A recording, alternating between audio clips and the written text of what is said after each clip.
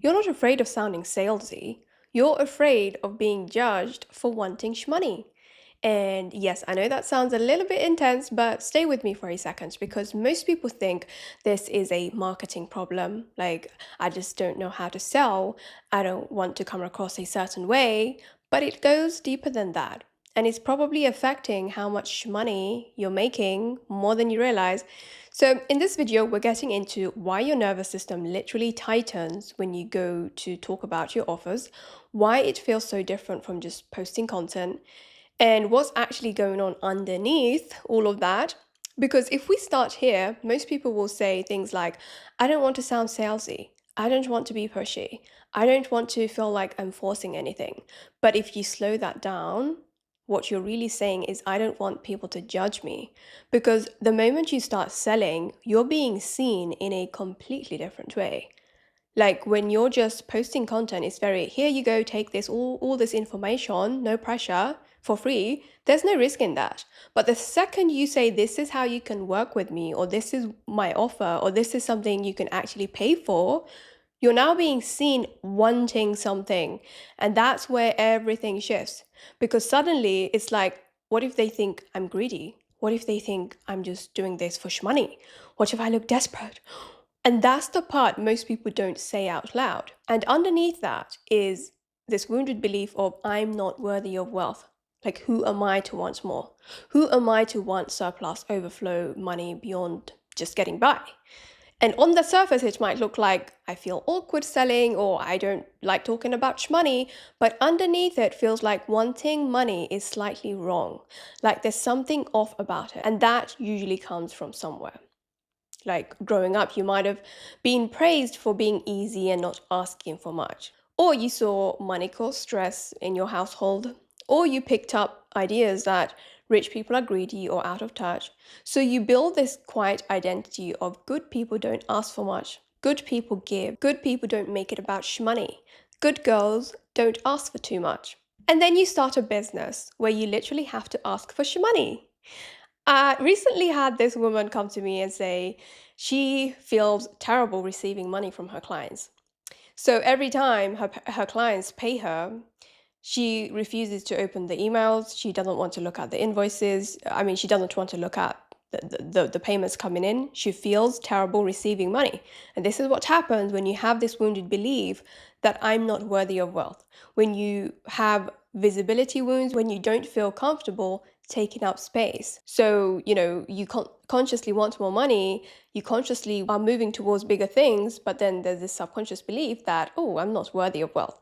So there's this internal clash. And it doesn't just stay as a feeling, it shows up in how you run your business. Like you're posting consistently, but rarely mentioning your offer.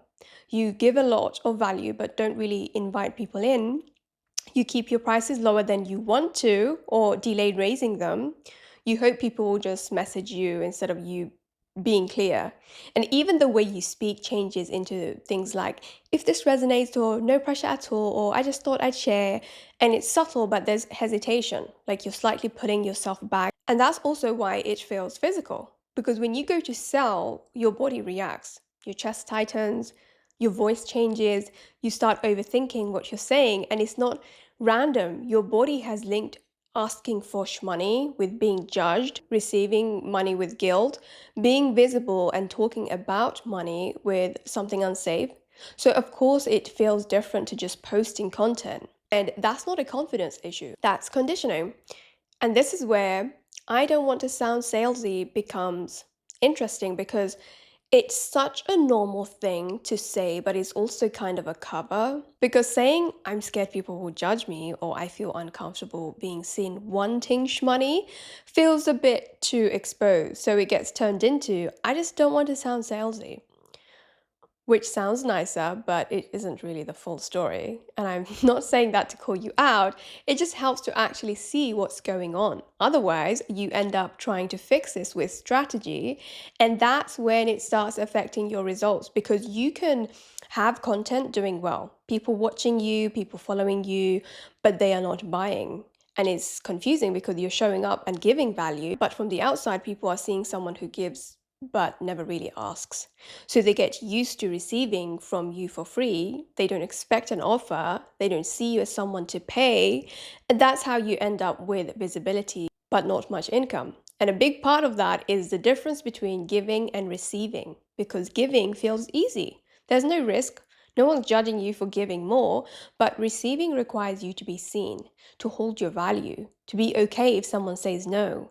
And if there's discomfort around worthiness or money, that's where it shows up. So you stay in giving.